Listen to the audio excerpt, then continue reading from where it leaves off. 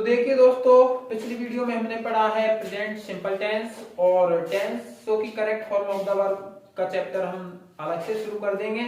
लेकिन इसमें पढ़ रहे हैं कि भाई हिंदी वाक्यों की इंग्लिश किस प्रकार से बनाई जाए। तो प्रेजेंट सिंपल टेंस हमने पिछली वीडियो तक खत्म कर दिया था, इसमें करेंगे प्रेजेंट कंटिन्यूअस टेंस। तो हम शुरू करते हैं, आइए प्रेजेंट कंटिन्यूअस टेंस।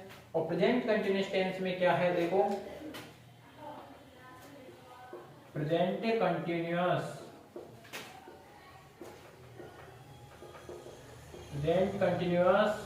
तो प्रेजेंट कंटिन्यूअस टेंस में क्या होता है, कोई भी कार्य वर्तमान में जारी होता है। कंटिन्यूअस का मतलब है जारी होना। कंटिन्यूअस का मतलब क्या है दोस्तों, जारी होना। यानी कोई भी काम वर्तमान समय में जारी है, उसी को तो हम प्रेजेंट कंटिन्यूअस कहते हैं। उसी को हम क्या कहते हैं, प्रेजेंट कंटिन्यूअस टेंस। और प्रेजेंट कंटिन्यूअस की पहचान क्या है भाई, तो प्रेजेंट कंटिन्यूअस टेंस की पहचान है कि जिन हिंदी वाक्यों में क्रिया के अंत में क्या है, जिन हिंदी वाक्यों में क्रिया के अंत में, जिन हिंदी वाक्यों में क्रिया के अंत में रहा है,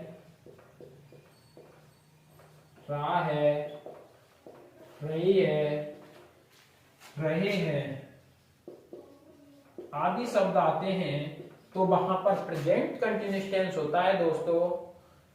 तो अब हमें देखना है कि भाई ये प्रेजेंट कंटिन्यूअस टेंस है, तो इसकी जब हम पहचान लेंगे किसी भी वाक्य को कि भाई ये शब्द जब वाक्य के अंत में आ जाते हैं तो वहां पर प्रेजेंट कंटिन्यूअस टेंस है। जैसे कि एग्जांपल के तौर पर हम समझते हैं, वह जा रहा है, वह जा रहा है। तो भाई इसमें क्रिया है, उसके अंत में रहा है आ रहा है, क्या आ रहा है, रहा है। तो यानी ये प्रेजेंट कंटिन्यूअस का वाक्य है। लेकिन अब इसको भाई अंग्रेजी किस प्रकार से बनाएं, तो इसकी अंग्रेजी बनाने के लिए एक सिस्टम चलता है कि भाई सिंगुलर सब्जेक्ट होगा। क्या सिंगुलर सब्जेक्ट होगा, तो सिंगुलर सब्जेक्ट के साथ तो इज का प्रयोग करेंगे। और प्लूरल सब्जेक्ट होगा तो आर का प्रयोग करेंगे। और अगर कर्ता आई होगा तो आई के साथ हम एम का प्रयोग करते हैं। तो देखिए दोस्तों, हाँ ये सिंगुलर सब्जेक्ट क्या है, प्लूरल सब्जेक्ट क्या है, तो ये इनकी जानकारी के लिए आपको मेरी टेंसों की पहली वीडियो देखनी पड़ेगी। उसमें एक एक चीज को बारीकी से बताया गया है कि भाई सिंगुलर सब्जेक्ट क्यों है और प्लूरल सब्जेक्ट क्यों है। अब देखिए यहां पर पता चल गया। और स्ट्रक्चर का आपको पता है कि भाई किसी भी वाक्य का नॉर्मल स्ट्रक्चर क्या होता है, subject plus verb plus object, यही तो किसी भी वाक्य का नॉर्मल स्ट्रक्चर होता है। लेकिन एक subject plus helping verb plus object, ये भी तो है। तो देखो इसमें जब वह जा रहा है तो करता क्या है, जाने का काम कौन कर रहा है, वह। तो वह की अंग्रेजी क्या है, ई। वह की अंग्रेजी क्या हो गई, ई।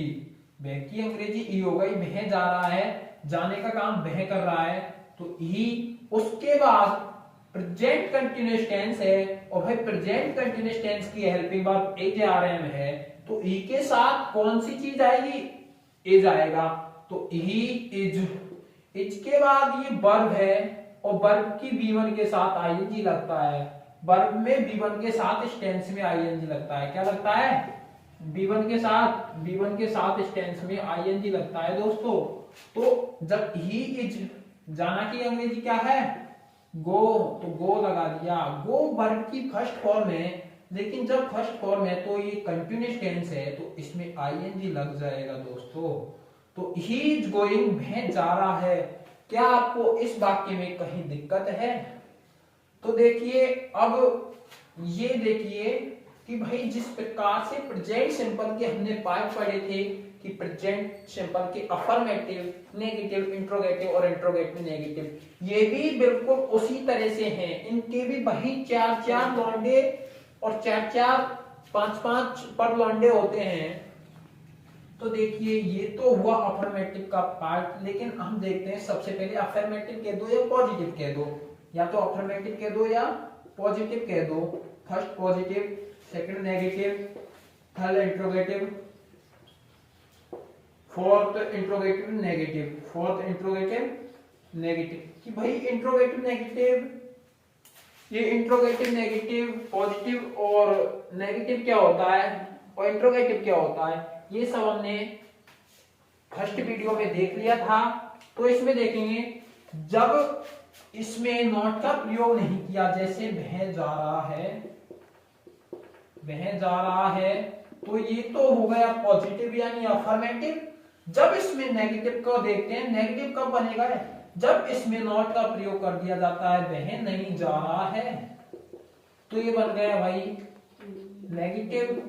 जब इंट्रोगेटिव कब बनेगा, जब इसमें लास्ट में प्रश्नवाचक चिन्ह लगा दिया जाता है, तो ये बन जाता है, जैसे वह जा रहा है, ये तो पॉजिटिव है, लेकिन जब इसके पहले क्या वर्ड लगा दिया जाता है, क्या वह जा रहा है, जब आगे प्रश्न पूछा जाएगा तो पीछे प्रश्नवाचक चिन्ह आ जाएगा, क्या वह जा रहा है। फिर इंट्रोगेटिव कैसे बनेगा, इसी वाक्य को नीचे लिख दीजिए, क्या वह नहीं जा रहा है, क्या वह नहीं जा रहा है।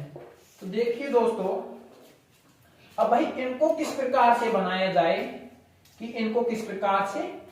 जाए, उससे पहले इन वाक्यों के सामने में इनके स्ट्रक्चर लिख देता हूं कि भाई कौन से वाक्य का कौन सा स्ट्रक्चर होता है।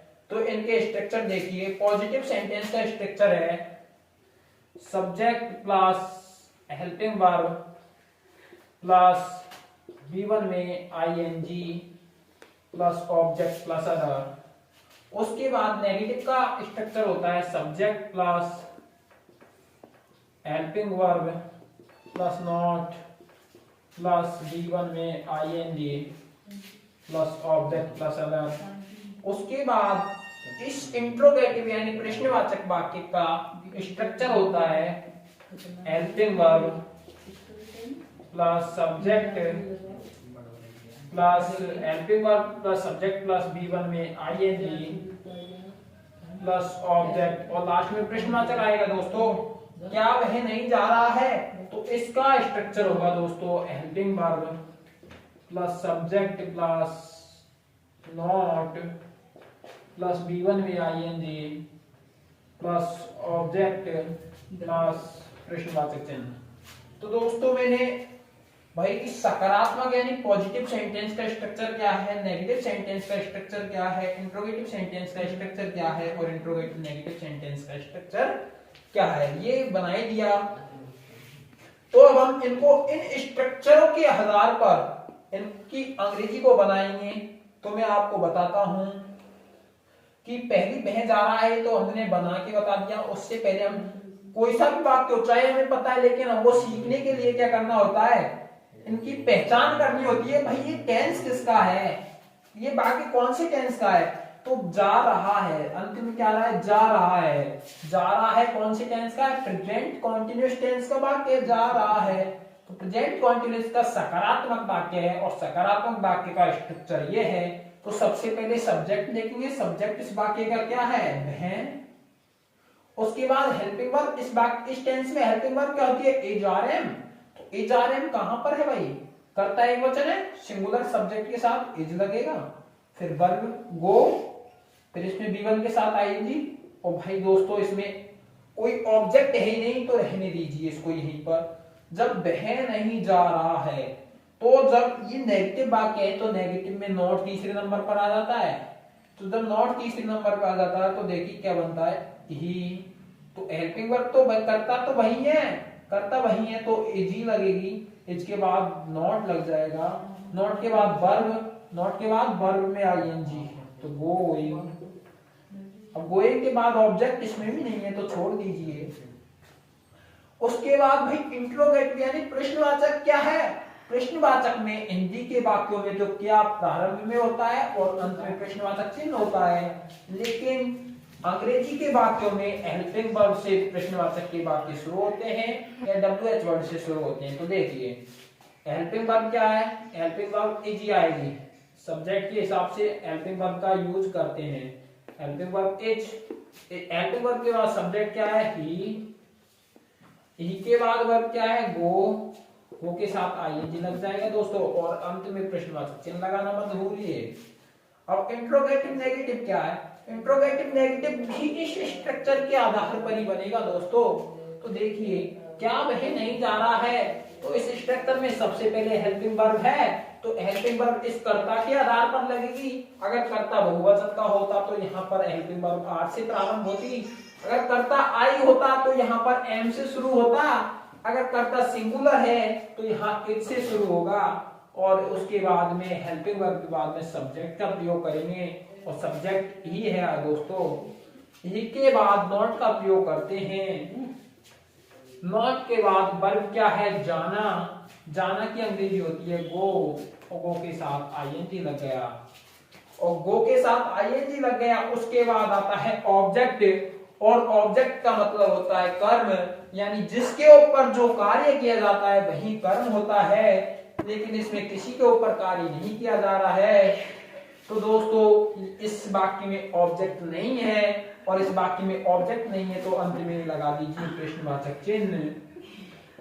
तो दोस्तों उम्मीद है आपको ये वाक्य समझ में आए होंगे कि ये चारों प्रकार के वाक्य हमने किस प्रकार बनाए। तो अब हम चलते हैं, एक दो वाक्य और हल करते हैं, और वीडियो अधिक बड़ी हो रही है। हम नए नए यूट्यूबर है, इसलिए हम वीडियो अभी छोटी बना रहे हैं। और वीडियो को अंत तक देखना, और आप कमेंट करके बताना कि वीडियो कैसी लगी। अब हम आपको कुछ एग्जांपल हल करवाते हैं, तो देखिए इनको, उससे पहले इनको रब करना पड़ेगा। तो देखिए दोस्तों, अब हम एक एग्जांपल लेते हैं, जैसे कि तुम जैसे कि हम सब लिख रहे हैं। हम सब, ऐसे देखो ऑब्जेक्ट भी लेते हैं। हम सब एक कहानी लिख रहे हैं। हम सब एक कहानी लिख रहे हैं। लिख रहे हैं। तो दोस्तों ये देखिए कि इस वाक्य में कौन सा टेंस है। तो इस वाक्य में टेंस की पहचान करने के लिए हमें देखना पड़ेगा कि भाई ये बात है वो कौन से समय में कही जा रही है। तो हम सब एक कहानी लिख रहे हैं, यानी अभी इस समय हम एक कहानी लिख रहे हैं, यानी वर्तमान समय में बात कही जा रही है। और काम कौन सा है? लिखने का काम जारी है दोस्तों, यानी लिखने का काम क्या है? जारी। तो प्रेजेंट कंटिन्यूअस टेंस होता है, और इनकी जो पहचान होती है प्रेजेंट कंटिन्यूअस टेंस की, लिख रहे हैं। जिन हिंदी वाक्यों में क्रिया के अंत में रहे हैं, रहा है, रही है आदि शब्द आते हैं, तो वहां पर प्रेजेंट कंटिन्यूअस टेंस होता है। तो देखिए सबसे पहले हमें पता चल चुका है कि भाई इस वाक्य में प्रेजेंट कंटिन्यूअस टेंस है, लेकिन अब हमें देखना है कि भाई प्रेजेंट कंटिन्यूअस टेंस तो है, लेकिन इसका कौन सा पार्ट है? ये अफर्मेटिव है या नेगेटिव है, या इंट्रोगेटिव है या इंट्रोगेटिव नेगेटिव है?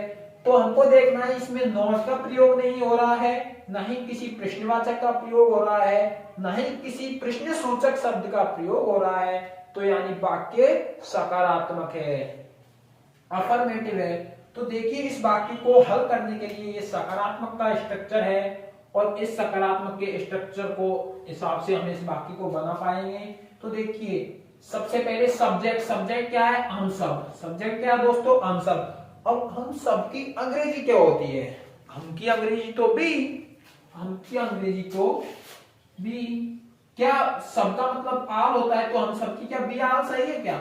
हाँ दोस्तों बी आल सही है, लेकिन इसको आल ऑफ अस भी कहते हैं दोस्तों। आल ऑफ अस यानी हम सभी। आल ऑफ अस, या तो बी आल लिख दीजिए या आल ऑफ अस लिख दीजिए, लेकिन अट्रैक्टिव दिखाने के लिए तुम आल ऑफ अस लिखना, क्योंकि बी आल तो सबको पता ही होता है। तो आल ऑफ अस।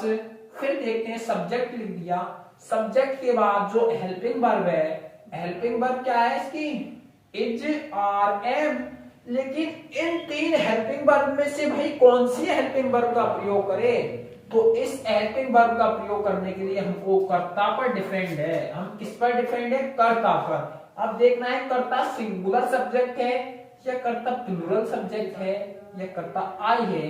तो यहाँ पर कर्ता हम सब यानी बहुत सारे हैं हम तो यानी कर्ता क्या है? बहुवचन है, प्लूरल सब्जेक्ट है। तो यहाँ पर यूज करेंगे आर। यहाँ पर क्या यूज करेंगे दोस्तों? आर। आर के बाद करेंगे मेन वर्ब। मेन वर्ब क्या है? लिखना। मुख्य क्रिया क्या, कार्य क्या हो रहा है? एक्शन वर्ब क्या है? लिखना। तो लिखना की अंग्रेजी होती है राइट। तो देखिए दोस्तों WRIT लिख दिया। जब देखो राइट लिख दिया तो वर्ब की फर्स्ट फॉर्म लिख दी राइट, यानी write wrote written first form है राइट। उसके बाद फर्स्ट फॉर्म में ING का प्रयोग करते हैं। तो जब इसमें ING का प्रयोग करेंगे दोस्तों तो राइट में से ये ए हट जाएगा और ING लग जाएगा। तो all of us are writing, हम सभी लिख रहे हैं। अब भाई क्या लिख रहे हैं? कार्य किसके ऊपर हो रहा है? एक कहानी के ऊपर। तो यानी B1 के बाद ऑब्जेक्ट आता है और इस वाक्य में ऑब्जेक्ट क्या है? A story. क्या है दोस्तों? A story. तो उम्मीद है आपको ये वाक्य समझ में आया होगा और बताना कमेंट करके कि आपको ये वीडियो कैसी लगी। और ऐसी मजेदार वीडियो को देखने के लिए इस चैनल से जुड़े रहिए और इस वीडियो को अधिक से अधिक शेयर कीजिए। धन्यवाद। और इस चैनल की टेक्निकल पार्टनर है हमारे DD सर, और वो आपको कुछ ही दिनों में हिस्ट्री पढ़ाने जाएंगे, ज्योग्राफी पढ़ाएंगे और राजस्थान जी के भी उनके द्वारा ही पढ़ाई जाएगी। धन्यवाद दोस्तों।